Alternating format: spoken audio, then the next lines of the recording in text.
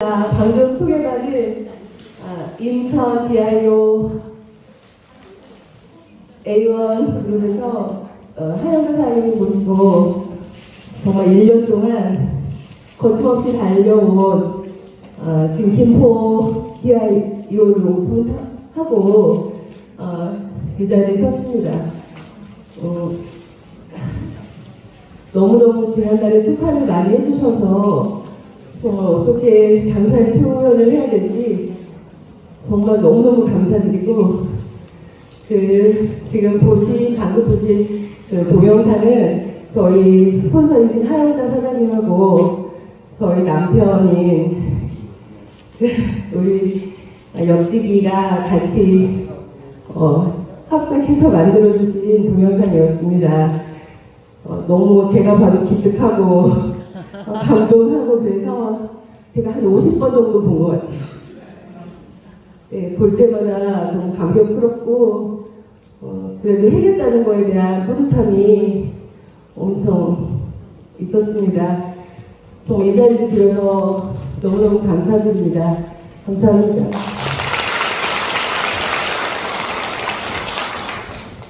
그리고 저희 남편이 사실 오늘 이 자리에 못 오는데요. 저보다 더 여기로 오고 싶어 하고 따라가겠다고 막 그래서 회사에 이틀을 빼고 왔거든요. 그래서 어제 밤에 때리는 제가 하는데 자기가 라파를 얼굴에 뒤집어 쓰고 막 신경을 쓰고, 그래서 제가 너무너무 웃겼어요. 일어나서 인사 한번 하고 싶어 하거든요. 일어나셔서 감사 인사 한번 하세요. 고맙습니다.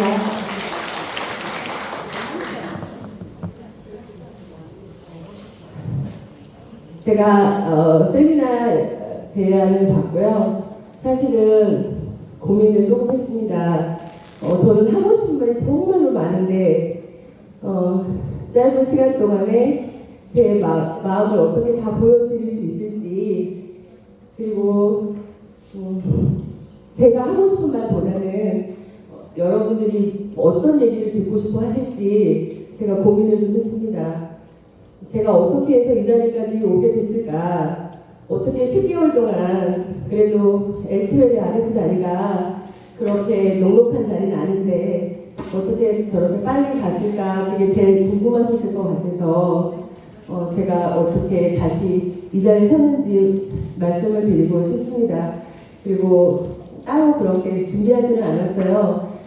제가 해온 그대로 말씀드리면 될 것 같아서 편안한 마음으로 오긴 했는데, 여기 처음 초대받으신 고객분도 계실 거고, 여기 20년 넘게 정말 많은 노하우를 갖고 계신 RF 사람들이 지켜보는 가운데에서 이렇게 제가 말씀을 드린다는 것이 정말 책임감도 무겁고 그렇습니다. 저는 사실은 23년 전에 아까 이희수님께서 1997년에 저희 LTL을 만난 것처럼 저도 1999년에 IMF 직후에 LTL을 우연하게 만나게 됐었습니다. 제가 LTL도 몰랐었고, 저는 그 나이 때까지 기능성 속옷이 뭔지도 몰랐었고, 그냥 애를 낳고 너무 살이 지금처럼 쪘어요. 제가 지금 또 20kg가 다시 찐 상태라서 저는 사실 제 건강을 찾으려고 LTL로 직업을 전환했습니다. 제가 그때 애를 낳고 20kg가 지금처럼 몸이 이렇게 살이 찐 상태에서 너무 힘들고, 그래서 이제 운동을 하게 됐는데, 거기 운동을 하다가 저희 소개하시는 분이 한번 속옷 한번 입어봐라 이렇게 제안을 받고 가서 브라 하나를 입게 됐는데, 저는 사실 브라 하나만 사려고 갔었어요. 그랬는데 가는데 올인원이라는 걸 입혀주고 니퍼를 둘러주고 이러는데 너무 그 느낌이 어떻게 말로 표현할 수 없을 정도로 좋은 거예요. 그러면서 이 가격이 얼마인데 본사에 가면은 싸게 구입할 수 있다. 그때는 그 강남에 아까 본 역삼동에 그 본사로 직접 방문을 했었거든요. 그래서 싸게 구입할 수 있다는 말에 제가 강남 본사를 따라갔어요. 그래서 강남 본사에 들어갔는데 정말 너무너무 본사도 멋있고 거기에 왔다 갔다 하시는 그 아르비 사장님의 모습이 너무너무 멋있고 아 이런 세상이 있었구나. 이제 그러면서 제가 돌아오는 길에 나도 한번 해보고 싶다. 나도 저렇게 그때 제 나이가 30대 초반인데 50대 중반의 아르비 사장님들이 그렇게 멋지게 보일 수가 없었어요. 제가 50이 됐을 때 저렇게 멋질 수 있을까? 나도 한번 이렇게 이 일을 한번 해보고 싶다는 생각이 들었어요. 그래서 그때부터 제가 어떻게 시작을 해서 정말 그때도 열심히 33살 나이에 열심히 막 했던 것 같아요. 지금 생각해 보면은 그때 제가 경영자로 승급을 하자마자 의정부센터를 조그맣게 개인 센터를 차려놓고 이렇게 했어요. 그랬는데 1년 6개월 만에 다이아몬드까지 올랐습니다. 그때 다이아몬드에 올릴 수 있는 금액이 지금의 노영현이 금액이었던 것 같아요. 그래서 열심히 했고 그때도 참 열심히 했고 재밌게 했고 많이 했어요. 근데 정말 나가기만 그때는 누벨마리하고 파이어터가 거의 주력이었기 때문에 누벨마리를 갖고 하는데 제가 살도 뺀 상태고 누벨마리를 입은 상태니 얼마나 예쁘겠어요. 나이 33살이고 그러니까 나가면 어머 누벨마리를 입어서 이렇게 예쁘냐고 이러면서 제가 모르는 데를 가서 노크를 해도 너무너무 잘 팔렸어요. 누벨마리가. 그래서 재밌게 정말 하고 있는데 저희 아들이 8살밖에 안 된 아들이 학교를 가게 돼서 학교를 보내놓고 학원을 보내놓고 제가 다시 일을 하면 될까 정말 고민이 많았습니다. 그냥 할까 아니면 자식을 다시 키울 수 없는데 그것도 아들 하나밖에 없는데 내가 잠깐 쉬면서 아들을 키워보고 다시 할까 정말 많은 고민을 하다가 학교를 보냈는데 저희 아이가 길치에다가 학원을 보내고 제가 이 일을 하면 안 될 것 같은 생각이 드는 거예요. 그래서 정말 우리 인생은 항상 선택의 기로에서 놓이잖아요. 이거를 해야 될까? 아니면 선택을 하지 말아야 될까? 이럴 때 내 생각에 잠깐의 그 생각이 내 인생을 바꿔놓거든요. 그래서 정말 기회가 왔는데도 그 기회를 못 잡고 놓쳐버리는 경우도 있고 정말 그 기회를 잘 잡아서 이렇게 저처럼 직업을 전환하는 경우도 있고 이제 이런 건데 저 정말 그때 너무너무 힘들었어요. 어떻게 해야 될까? 아들을 선택해야 될까? 아니면 그냥 아르피를 향해서 갈까? 정말 고민을 많이 하다가 그래 잠깐만 쉬자. 3개월만 쉬어야지. 6개월만 쉬어야지. 이렇게 잠깐 쉰 게 23년을 쉬어버린 거예요. 정말로요. 그래서 정말 이 마음에 풀지 못한 지금 생각하면은 첫사랑을 정말 만났는데 부모가 반대를 해서 결혼까지 가지 못하고 헤어진 그런 상황. 정말 막 하고 싶은데 내가 하기 싫어서 그만둔 게 아니고 하고 싶은데 그만뒀잖아요. 그래서 그게 저도 모르게 내 마음 한켠에 계속 남아있었던 거예요. 나 할 수 있었는데 정말 잘할 수 있었는데 너무너무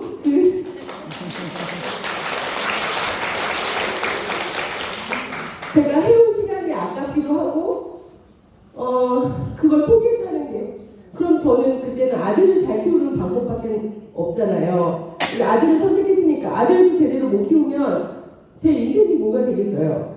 제가 정말 제가 하고 싶은 일을 포기하고 아들을 선택했을 때는 그 아들을 보란듯이 키워놓고 제가 할 말을 해야겠다는 생각에 정말 또 아들을 열심히 키웠습니다. 근데 또 걔가 공부를 그냥 제대로 그냥 그럭저럭 했으면은 대충 그냥 너는 너대로 크고 나는 나대로 내 일을 하자 이렇게 했을 텐데 공부를 조금 하는 거예요. 그래서 그러면 공부를 하니까 좀 한번 열심히 해볼까? 이래서 걔한테 올인을 했어요. 주변에서는 아들한테 올인 그렇게 하지 마라. 나중에 후회한다. 자식 다 키워나가야 필요 없다. 막 그랬어요. 근데도 그래도 아들인데 지 앞가림은 해야 되지 않겠나 싶어가지고 키웠는데 다행히 또 걔가 공부를 잘했어요. 그래가지고 정말 서울의 명문대를 갔습니다. 그래서 4년 장학생으로 명문대 졸업을 하고 지금 31살의 나이가 됐는데 정말 자식을 키울 때밖에 필요가 없는 것 같아요. 정말 저 후회를 했어요.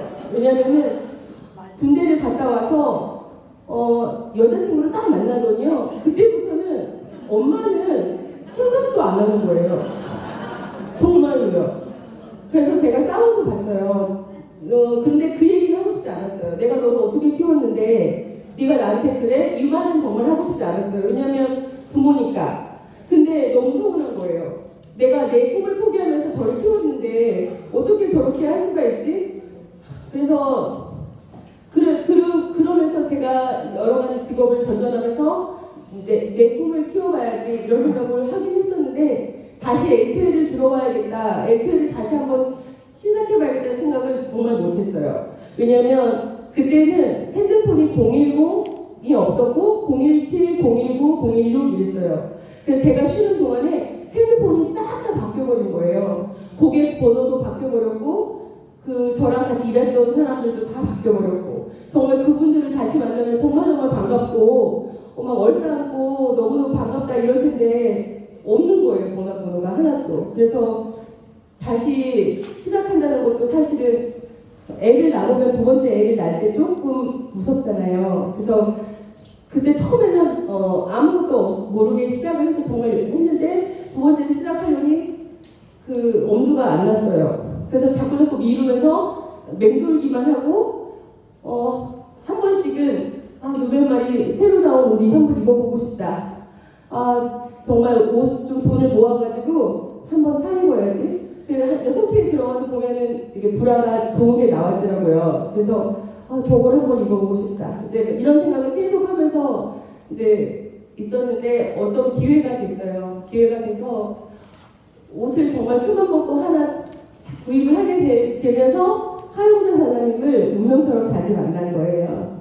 그래서 하영자 사장님이 만약에 고객으로 저를 그냥 맞이하고 그냥 고객으로 옷만 잘 입히고 그랬으면은 제가 이 자리에 없었을 거예요. 근데 하영자 사장님이 제 꿈을 다시 일으켜주면서 한번 다시 해보자. 옛날에 해봤으니까 정말 더 잘할 수 있지 않겠냐. 근데 저는 이미 미용실을 하고 있었고 미용실은 그렇게 뭐 잘 되거나 큰 돈을 벌 수는 없어도 큰 돈은 만들 수 있는 일이니까 그냥 남편이 벌어오는 돈에 이제 애도 다 컸으니까 그냥 안정적으로 편안하게 뭐 그냥 내가 하고 싶으면 좀 열심히 하고 좀 쉬면서 할 수 있는 일도 있는데 제가 다시 이 일을 시작해서 다시 잘 할 수 있을까? 그런 겁도 났어요.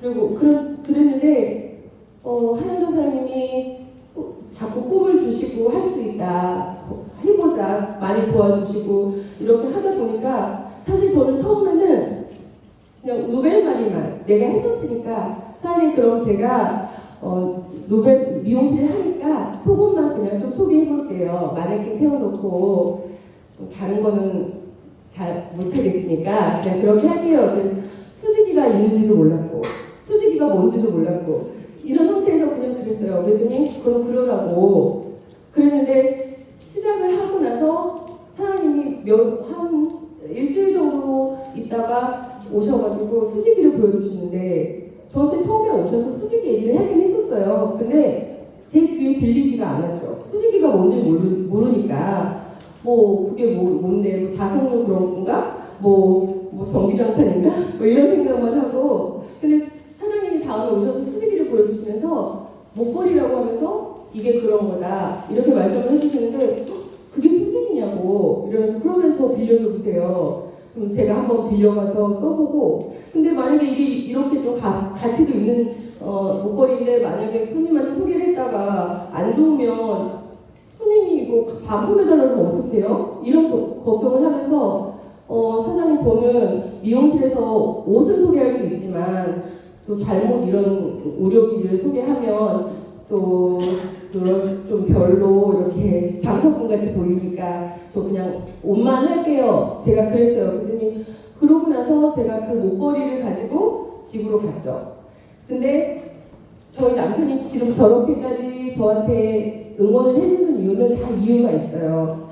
제품에 완전 감동을 했기 때문에 그렇거든요.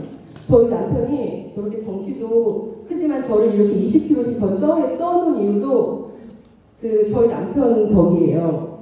매일매일 고기를 좋아해요. 고기 좋아하고 술 좋아하고 이러다 보니까 저렇게 몸도 커지고 이제 이랬는데 사실 우리가 뇌졸중이라는 거 다 남의 일로 생각하지 내 일로 생각하진 않잖아요. 근데 저도 몰랐고 저희 남편도 몰랐고 근데 어느 순간에 어느 날 한쪽 다리가 자꾸 저리다고 한쪽 다리가 자꾸 저리다고 그럼 저리면은 병원에 가봐야지. 정형외과 다리가 저리면 정형외과를 가잖아요. 내과를 가는 게 아니고 또 MRI를 찍으러 가는 것도 아니고 정형외과를 가는데 정형외과 가면 아무 이상이 없다는 거예요. 근데 본인 다리가 저리다는 거죠. 그래서 그렇게 불편하게 몇 년을 그냥 살았어요. 근데 그 목걸이를 제가 들고 집에 가서 보여줬죠. 이런 목걸이가 있는데 우리 LQL에 들어와 있다더라. 이러니까 저희 남편이 그렇게 긍정적인 사람은 아니에요. 아이고 귀는 얇아가지고 그거를 가져왔다고. 그게 뭐냐고. 그래서 하기 싫으면 하지 마라. 내가 해볼 거다. 이랬더니 아니 그러면 내가 인터넷에 한번 찾아봐야겠다고. 이러더니 본인이 찾아보더니 자기가 한번 해보겠다는 거예요. 그래서 본인이 목걸이를 차고 잤는데 제 생각엔 그날 저녁인 것 같아요. 근데 저 사람은 다음 날이라는데 저는 그날 밤인 거거든요. 자다가 눈을 떴는데 남편이 없어졌어요. 그래서 이상하다 싶어서 이제 거실에 나가보니까 거실 침대 소파에 누워있는 거예요. 왜 여기 나와서 누워있어? 이러니까 나 열이 난다는 거예요. 그래서 열이 나? 또 코로나 걸린 거 아니야? 그랬더니 아니래요. 그래서 또 코로나인 것 같아. 이러면서 이제 저는 수직이 때문에 열이 난다는 생각을 하지도 못하고 또 들어가서 잤어요. 다음날 10시쯤 돼서 출근을 하고 제가 전화를 했죠. 괜찮아? 많이 아프면 들어와. 얘기하고 자기야 나 컨디션이 너무 좋고 이거 너무 좋은 것 같아. 나 다리 저린 것도 안 저리고 괜찮아. 이거 너무 좋아. 이러는 거예요. 그래서 진짜? 그러니까 진짜라는 거예요. 그래서 우리 이거 둘이 하나씩 한다는 거예요. 그래서 돈이 없잖아. 하고 싶은데 돈이 없어. 그럼 돈을 가져와. 그러니까 진짜 대출을 받아온 거예요. 회사에서.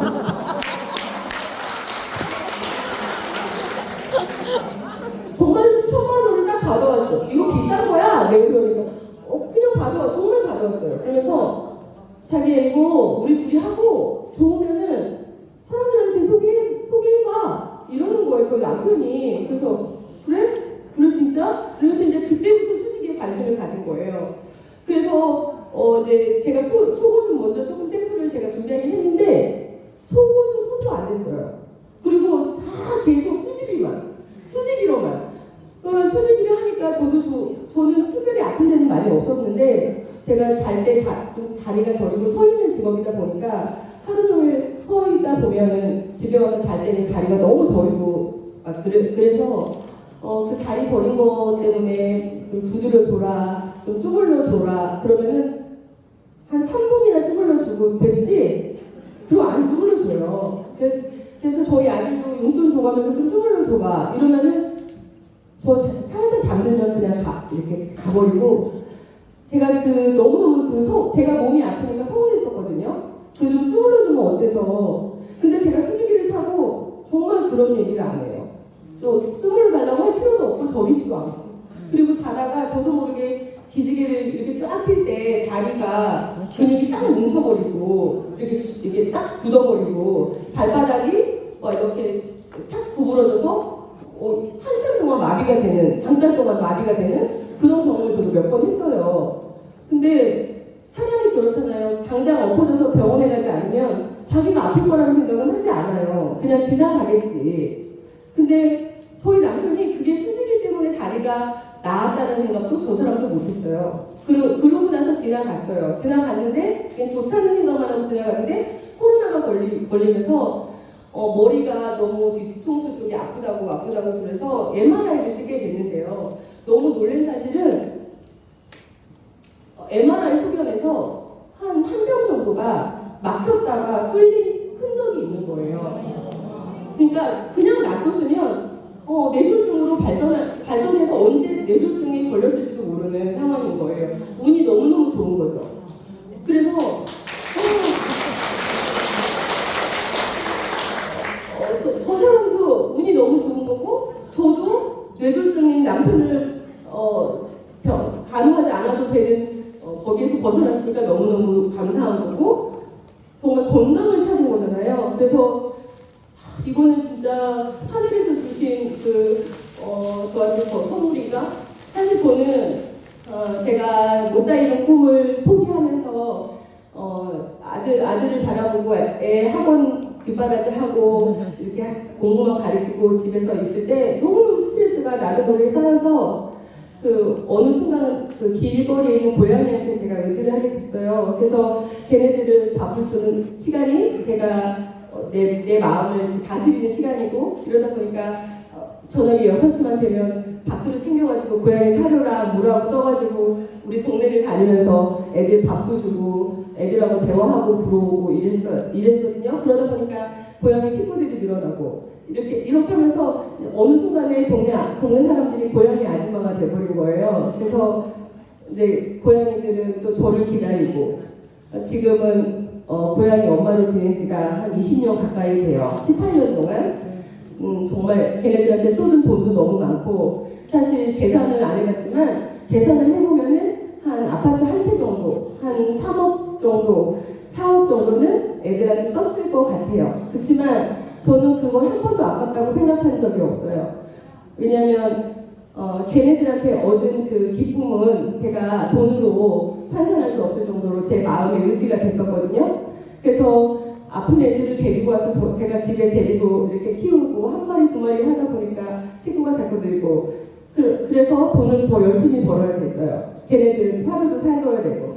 그래서 사람들이 왜 그런 일을 해? 힘들게 벌어서 애들한테 그렇게 돈을 써. 이렇게 말을 할 때도 저는 아깝지 않아요.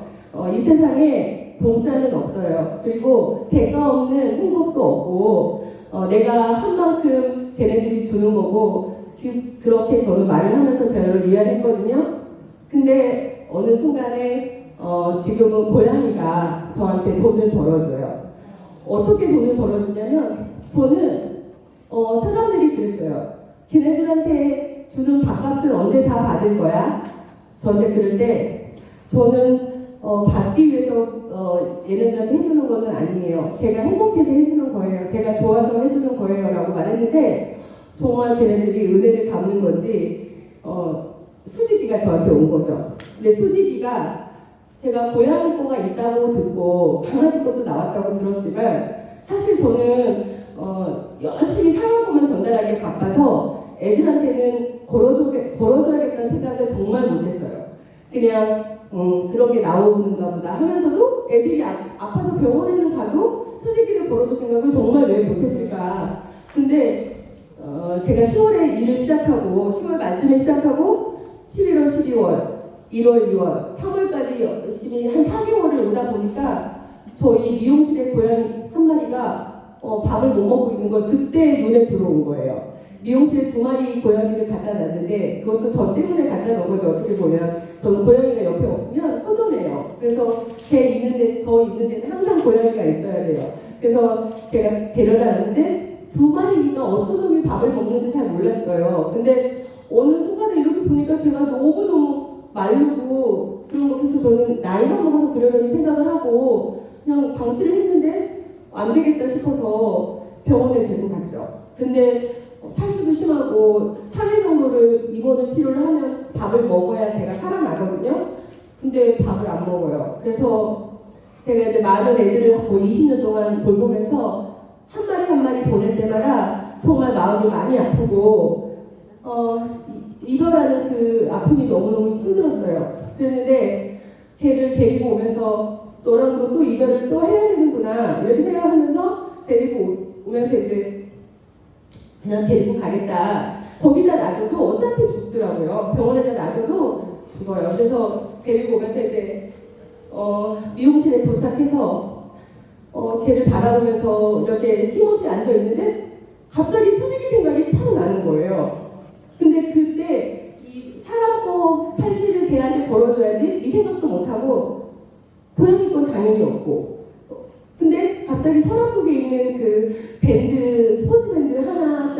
생각이 난 거예요. 그래서 저거를 한번 걸어줘볼까? 근데 걔가 다행히 스포츠 밴드하고 목이 거의 같았어요. 그래서 목이 고양이도 굵은 애는 안 되거든요. 근데 걔가 목이 가는 고양이였어요. 그래서 이렇게 늘려서 이렇게 채워주니 딱 맞는 거예요. 그래서 그러면 이거 한식이지만 얘가 이거 가지고 정말 좋아졌으면 좋겠다 이런 생각을 하고 그날은 그냥 집으로 퇴근을 했어요. 올해 애들하고 살다 보니 한두 마리 떠나보내는 건 일도 아니고 그래서 이제 집에 가서도 밤에 잠도 제대로 안 오고 얘가 또 밤에 사람도 그렇고 동물도 그렇고 밤에 다 많이 잘못돼요. 밤에. 그래서 내일 아침에 내가 거기에 갔을 때 제가 혹시 어떻게 잘못했으면 어떠나 그리고 밤을 설치고 갔는데 정말 놀랄 일이 벌어진 거예요. 정말 병원에서도 밥도 안 먹고 아무것도 안 해서 얘는 가망이 없어요. 이제 노령이라서 노안인 것 같아요 라고 말을 했는데 얘가 내가 문을 열자마자 꼬리를 고양이 키워보신 분은 아시죠? 꼬리를 아주 하늘 높이 치켜들고 저를 막 따라다니면서 막 애행거리면서 컨디션이 엄청나게 좋아진 거예요. 그래서 수질이 한식의 위력이 이렇게 큰가? 그래서 너무너무 벅차고 아니 이거는 정말 이제 내가 고양이를 위해서 이렇게 했더니 고양이가 나한테 다시 은혜를 베풀어 주는구나. 내가 동물 수질이를 한번 정말 내가 앞장서서 한번 해봐야겠다. 이거는 제가 길거리에 있는 고양이들한테 제가 헌신을 하는 내 마음으로 정말 애들이 이 수질이를 차고 좋아진다고 하면 정말 내가 한번 앞장서 봐야지 막 이런 마음이 드는 거예요. 그래서 제가 바로 동물병원에 전화를 했죠. 어제 가망 없다고 온 우리 다리 집인데 걔가 다리거든요. 이름이 다리 집인데 이렇게 좋았었는데 저 너무너무 이거 신기한데 선생님 이거 애들한테 좀 알려주고 싶다. 거기 정말 그 보호자도 없어서 죽어가는 애들한테 이런 거 좀 알려주고 싶다. 막 이렇게 제가 막 그 가슴이 벅차서 제가 말을 했어요. 그러고 나서 저희 아이가 제가 캔을 따서 이렇게 줬는데 입에 대지도 않아요. 자기가 먹기 싫으면. 근데 캔을 따서 주니까 허겁지겁 한 캔을 다 먹어버린 거예요. 제가 눈물이 나고 너무너무 행복하고 그래서 수지기를 좀 더 제 팔찌를 풀어서 걸어주고 이제 제가 그때 바로 제가 하얀 사람한테 전화를 했어요. 밤에 그때가 한 10시쯤 됐을까요? 전화해서 사장님 오늘 수지팩 일단 10개만 사겠다. 그래가지고 그 수지팩을 저희 아이한테 걸어주고 남은 걸 가지고 제가 어디로 갔냐면요. 저희 근처에 동물 보호소가 있어요. 400마리 정도의 그 보호를 하는 곳인데 그건 나라에서 하는 데가 아니고 사립으로 개인이 하는 거예요. 근데 거기는 안락사가 없고 고양이 강아지들이 이렇게 주인이 없는 애들이 들어와서 주인도 찾아가고 아니면 입양도 시키고 그렇게 보호하는 데거든요. 근데 그 원장님하고 제가 옛날부터 조금 인연이 있어요. 좀 친하지는 않지만 내가 그 원장님한테 이걸 꼭 알려주고 싶은 거예요. 근데 그 원장님이 저한테 항상 그랬거든요. 한 달에 애들 병원비만 1,000만 원씩 나간다고. 애들이 많으니까요. 아프니까. 그래서 수제비를 하면 그 병원비가 안 들어가잖아요. 줄일 수 있잖아요. 얼마든지. 그래서 제가 그 원장님이 뭐 하시는 분이냐면 바이올리니스트예요. 여자분인데 60이 넘으셨는데 그 목동에서 그분한테 레슨을 받으려면 1시간에 30만 원을 줘야 되는 분이에요. 근데 그분이 거기서도 소득이 한 1,000만 원이 넘는데도 그 소득을 다 갖다가 그 애들한테 다 쓰고 후원금이 모자라니까 다 해도 항상 그 애들이 아픈 게 문제였어요. 근데 제가 찾아가서 얘기했는데 처음에 그 얘기를 믿을 리가 없죠. 안 믿죠. 근데 제가 선물을 한 3개 정도인가 4개 정도 수지텟을 선물을 드리고 오면서 원장님 이거 한번 애들 해줘보시고 정말 좋으면 이거 애들 해주자고 그리고 여기에서 판매돼서 남는 후원금은 남는 이익금은 다 후원금으로 내가 쓰겠다고 그러니 제가 애들을 좋아하는 마음을 알고 계시니까 한번 이거 애들한테 해주고라고 했는데 그분이 해줬는데 너무너무 좋다는 거죠. 너무너무 좋다고 그래서 그분 저희 수지기가 거기 애들 것도 거의 정말 많이 들어갔고요. 그 원장님이 또 이번에 그 코로나 때 파킨슨이 온 거예요, 부작용으로. 그래서 그 파킨슨이 있어가지고 몸이 이렇게 거의 구부정하게 됐는데 제 수지기를 제가 풀려드렸어요. 한번 해보시라고. 처음에 한 달은 너무너무 아프다. 원장님 나 이렇게 왜 아프기만 해요. 맨날 그랬는데 한 달이 지나는 어느 쯤에 원장님 나 너무너무 좋아요. 이렇게 바뀌어서 그 원장님 하시고 부원장님 하시고 저희 수직이 다 들어가고 제가 그래서 이렇게 빨리 오게 됐어요. 저희 고향이 거기예요. 그래서 저는 지금 저희 집에 25마리의 고양이가 있고 2마리의 강아지가 있는데 저희 고양이들이 지금 수직 펫에서 다 벗어나서 수직기로 다 바뀌었어요. 그래서 제가 왜 수직펫을 벗겼냐면 수직펫이 한 개씩밖에 안 돼 있잖아요. 그래서 저는 3개, 4개를 걸어두고 싶은데 목에다 3개, 4개를 걸면 불편하잖아요. 그래서 갑자기 그러면 팔찌도 걸어주면 너무 좋겠다. 그래서 처음에 투칩을 걸어줬어요. 너무 예쁘기도 하고 잘 걸고 있어요. 그래서 욕심이 나서 아니야 4칩으로 해줘야지. 아니야 6칩으로 해줘야 돼. 계속 올린 거예요. 근데 정말 사람도 아플수록 많이 해야 되고 동물도 아플수록 많이 해야 되고 나이가 먹을수록 많이 해야 되고 수직이 사장님도 말씀하셨거든요. 근데 제가 직접 저는 임상을 제 눈앞에서 보고 있잖아요. 정말 애들이 밥도 너무 잘 먹고 그래서 제가 그거를 저만 할 수는 없으니까 요즘에는요 한국걸로 동물을 안 키우는 집이 없어요. 근데 사장님들이 좋은데 나만 좋은데 옆에다 알리지 않는 것도 죄악이에요. 돈을 버는 걸 떠나서 이렇게 좋은 걸 나만 한다는 거는 그거는 잘못된 거예요. 알려주셔야 돼요. 저는 그런 마음이에요. 제가 가서 얘기해서 하나 팔아야 돼. 이걸 팔아서 제가 5만 원을 남겨야 돼. 이거가 아니고요. 이거를 알려주고 싶은 거예요. 그냥 알려주고 싶다는 마음으로 가요. 그러니까 거절을 당해도 아무렇지 않아요. 왜냐면 내가 팔려고 한 게 아니기 때문에. 그래서 특별히 거절한 사람은 없었지만 안 해도 돼요? 이런 사람도 있잖아요. 그런 사람한테는 기회가 아니니까 물러서고 이제 나중에 뒤로 또 돌아가면 또 그분이 귀가 있으니까 듣게 되거든요. 그래서 저는 그냥 그거를 그때를 좀 시간을 기다리고 저희 집 옆에 또 제가 이사를 잘 가는지 다 동물을 키워요. 안 키우는 집이 없어요. 그래서 제가 지금 신축 빌라가 요즘에 잘 짓는데 저는 그 신축 빌라로 고양이를 먼저 사줬고요. 고양이를 한 채 사주고 제가 그 다음에 샀어요. 그런데 욕심을 부리면 재산은 안 보이더라고요. 근데 욕심을 놓으면 돈은 다 알아서 들어오더라고요. 저는 그거를 예전에 LP를 할 때도 알았고요. 지금도 그걸 알아요. 왜냐면 제가 1,000만 원을 벌었다 해서 그 돈이 저는 다 제 거라고 생각하지 않아요.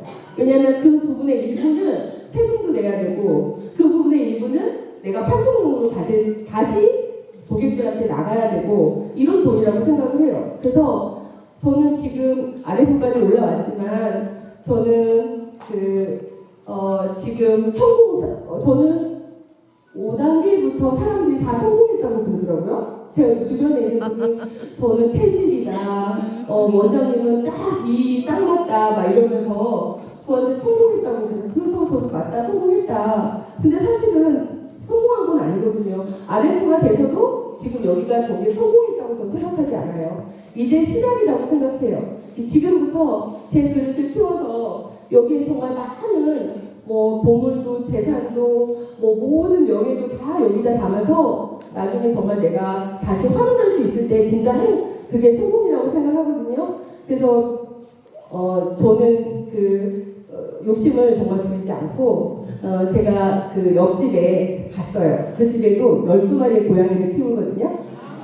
그 집은 정말 고마운 집이에요. 제가 5년 전부터 봤는데 부부가 아기도 없어요. 근데 40대 부부인데 고양이만 키워. 근데 제가 들어올 때 6마리를 키우고 있었어요. 근데 갑자기 12마리가 된 거예요. 그래서 왜 그러냐고 하니까 그분도 저처럼 이렇게 고양이 밥을 거기다 항상 챙겨주고 우산으로 고양이 밥 급식소를 만들어주고 막 그렇게 정말 정성스럽게 바깥에 애들을 보살펴 주셔요. 그러면서 새끼 가진 고양이를 집에서 나가고 이렇게 마당에다가 이렇게 해줬더니 걔가 안 나간 거예요. 그래서 자기 친구가 돼버린 거예요. 그래서 12마리가 된 거예요. 근데 그렇게 하다 보면 아픈 애가 꼭 생기거든요. 그래서 제가 수지기를 갖고 갔어요. 이거 제 아픈 애 있냐고 하니까 고양이는 구내염이 문제예요. 침을 질질 흘리고 염증이 심해서 밥을 먹질 못해요. 근데 이 잇몸도 다 피거든요. 혈액이 잘 순환이 되면 잇몸도 개선이 돼요. 그거는 그러니까 사람들한테 수지기를 저도 권하다 보면은 그거 뭐 수지기가 만병통치약이냐고 그러는데 만병통치약이 될 수밖에 없어요. 그렇게 돼요. 그래서 제가 갖다 줬는데 2개를 제가 선물을 했는데 잘 모르겠대요. 그러더니 제가 다음에 6치짜리를 갖다 줬어요. 이번에 갔더니 너무너무 잘 먹는데요. 밥을. 그래서 저희 센터에 한번 와보겠다고. 그래서 약속도 받아놨고요. 제가 사실 아까 봤지만 제가 불이답게 또 센터 오픈까지 했어요. 그래서 한번 이제 지금까지 수지기로 왔지만 지금부터는 누벨마리로 한번 해보려고 고객 초대해서 이렇게 해보려고 했는데 지금 누벨마리가 정식 오픈도 안 했는데 11월 3일에 오픈하거든요. 근데 벌써 손님들이 올라와서 간판 보고 올라와서 많이 입고 가시어요. 그리고 아까도 전화가 와서 내일 모레 예약을 해놨거든요. 오신다고. 전에 입었던 고객님이라고 하시면서 그래서 저는 저희 제품에 대한 자부심이 정말 크고요. 여기 오늘 처음 오신 고객분이 계시거나 이 일을 선택할까 말까 망설이시는 분이 계시면 저도 해낸 일이고 제가 미용실을 접은 이유는 수입이 일정하고 별로 그렇게 큰 돈을 벌 수 없다는 거예요. 그리고 앉아서 고객을 기다려야 되고 이제 앞으로 120대 시대를 살면서 60대 이상 노인이 됐을 때 의자에 오랫동안 앉아있고 할 일 없어서 그냥 TV만 보고 앉아있고 그러면 치매에 걸릴 확률이 엄청 높아진다고 제가 보도에서도 들었거든요. 일을 하시는 분은 치매도 안 걸리고 건강하게 살 수 있어요. 그래서 이번 기회가 여러분의 그 앞길에 정말 또 다른 인생이 하나 다시 펼쳐질 수 있는 기회가 됐으면 좋겠고요. 노력하지 않는 자한테는 아무것도 돌아오는 건 하나도 없고 10년 후에 나를 생각했을 때 그 자리에 그대로 있다면 그거는 퇴보하는 삶이라고 저는 생각합니다. 그래서 조금씩이라도 항상 움직이고 하려고 하고 하다 보면 누구나 할 수 있는 일이고 정말 다 해낼 수 있는 일이라고 저는 생각하면서요. 마치도록 하겠습니다. 이렇게 제 얘기 들어주셔서 감사합니다.